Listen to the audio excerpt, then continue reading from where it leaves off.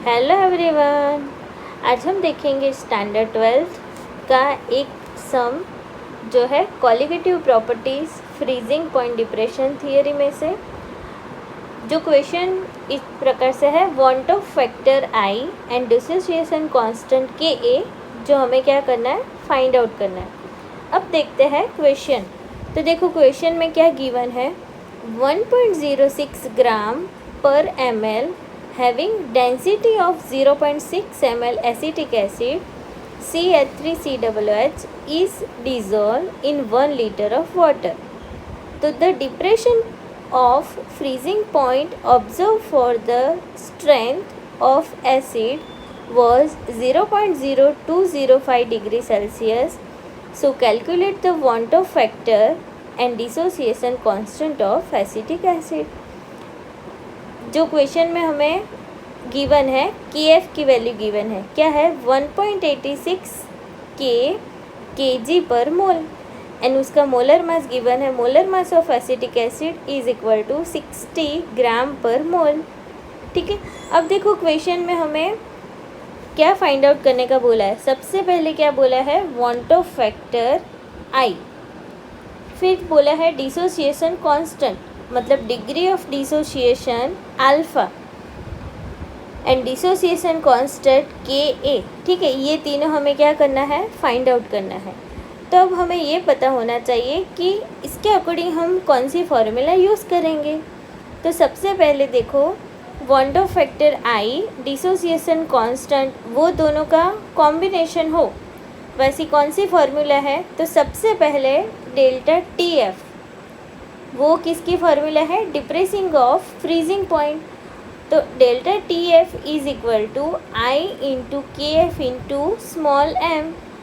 अब बेटा हमें देखो यहाँ पे आई फाइंड आउट करना है, डेल्टा टी एफ की वैल्यू गिवन है, के एफ की वैल्यू गिवन है, लेकिन स्मॉल एम हमें पता नहीं है। तो सबसे पहले हम स्मॉल एम मतलब क्या फाइंड आउट करेंगे, मोलालिटी। ठीक है, एंड दूसरी कौन सी फार्मूला यूज़ करेंगे, डिसोसिएशन कांस्टेंट फाइंड आउट करने के लिए फार्मूला है K a is equal to C alpha square upon K alpha, sorry upon 1 minus alpha. तो अल्फ़ा भी क्या है हमें पता नहीं है, तो हमें अल्फ़ा भी क्या करना पड़ेगा, फाइंड आउट करना पड़ेगा। तो अब देखते हैं इसका सॉल्यूशन। तो देखो सबसे पहले हम क्या फाइंड आउट करेंगे, मोलालिटी। तो मोलालिटी फाइंड आउट करने से पहले हम क्या करेंगे, जो क्वेश्चन में हमें सारे डेटा दिए हुए वो हम लिखेंगे। तो देखो सबसे पहले हम क्या करेंगे, डेंसिटी ऑफ एसिड वो कितनी है, 1.06 ग्राम पर ml। फिर है वॉल्यूम ऑफ एसिड, तो वो कितना है, 0.6 ml एसिटिक एसिड। फिर देखो जब डेंसिटी एंड वॉल्यूम वो दोनों गिवन हो तो हम इजीली क्या फाइंड आउट कर सकते हैं, मास ऑफ एसिड। तो mass of acid is equal to क्या होगा, डेंसिटी इंटू वॉल्यूम।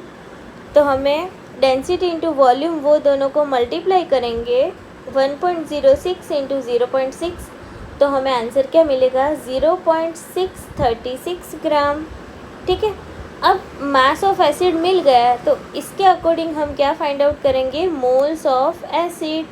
क्यों, क्योंकि हमें फाइंड आउट क्या करना है, मोलालिटी। तो मोलालिटी में हमें मोल्स की ज़रूरत पड़ेगी, तो उसके लिए हम फाइंड आउट करेंगे moles of acetic acid is equal to mass upon molar mass. ठीक है, तो मास देखो हमें पता चल गया, ऊपर हमने फाइंड आउट किया है, कितना मिला, 0.636 अपॉन मोलर मास, जो हमें क्वेश्चन में ऑलरेडी मेंशन है 60 ग्राम। तो क्या कर देंगे 60। तो जब ये दोनों को हम डिवाइड करेंगे तो हमें मिलेगा मोल्स ऑफ एसिटिक एसिड, जो मिला 0.0106 मोल। अब ये तो पता चल गया, अब हमें सॉल्यूशन यहाँ पे किस में दिया हुआ है, 1 लीटर। तो देखो volume of solution is equal to कितना है, 1 लीटर। तो ये दोनों का यूज़ करके हम इजीली उसकी मोलारिटी फाइंड आउट कर सकते हैं। क्यों, क्योंकि जब हम आगे देखेंगे अल्फ़ा की फॉर्मूला फाइंड आउट करने के लिए तो हमें मोलारिटी की ज़रूरत होगी। तो हम यहाँ पे मोलारिटी भी फाइंड आउट कर सकते हैं। तो देखो मोलारिटी कैसे फाइंड आउट करेंगे, molarity capital M is equal to small n upon V। तो small n is equal to क्या होता है, मोल्स ऑफ एसिड।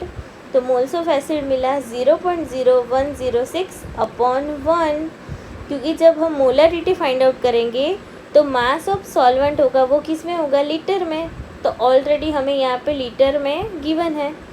तो जब हम ये दोनों को डिवाइड करेंगे तो हमें आंसर मिलेगा 0.0106 मोलर। ठीक है, अब हम देखते हैं कंपाउंड की मोलालिटी। तो देखो स्टेप 2 में क्या फाइंड आउट करेंगे, कैलकुलेट मोलालिटी। तो मोलालिटी की फॉर्मूला है small m is equal to mass of solute जो होगा मोल में अपॉन मास ऑफ सॉल्वेंट, वो किस में होगा, केजी में। तो देखो मास ऑफ सॉल्यूट इन मोल तो कितना मिला हमें 0.106 मोल, लेकिन यहाँ पे जो मास ऑफ सॉल्वेंट है वो किस में है, 1 लीटर। तो अब हमें पता है कि मोलालिटी की फॉर्मूला में हमें किस में चाहिए, किलोग्राम में चाहिए। तो लीटर का कन्वर्जन करेंगे हम किलोग्राम में।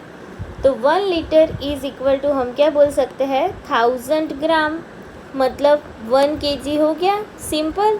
तो क्या करेंगे, मोलालिटी की जो फॉर्मूला है small m is equal to 0.106 upon 1, जो क्या है, मास ऑफ वाटर। तो जब ये दोनों को हम डिवाइड करेंगे तो हमें आंसर मिलेगा 0.0106 स्मॉल m, मतलब क्या मिला हमें, मोलालिटी।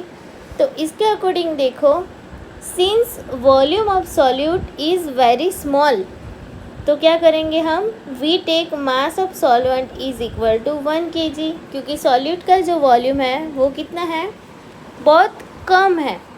तो मास ऑफ सॉल्वेंट हो गया 1 kg। तो अब हम ये दोनों का यूज़ करके क्या फाइंड आउट करेंगे, तो देखो वांट ऑफ फैक्टर जो हमने आगे फॉर्मूला देखी थी, वांट ऑफ फैक्टर मतलब delta TF is equal to I into KF into M। तो डेल्टा TF की वैल्यू हमें गिवन है, क्या है, depression of freezing point 0.0205 is equal to I into KF की वैल्यू गिवन है 1.86 इंटू स्मॉल m जो हमने मोलालिटी फाइंड आउट की 0.0106। अब I को सब्जेक्ट बना देंगे क्योंकि वो हमें क्या करना है, फाइंड आउट करना है। तो I is equal to 0.0205 upon 1.86 into 0.0106।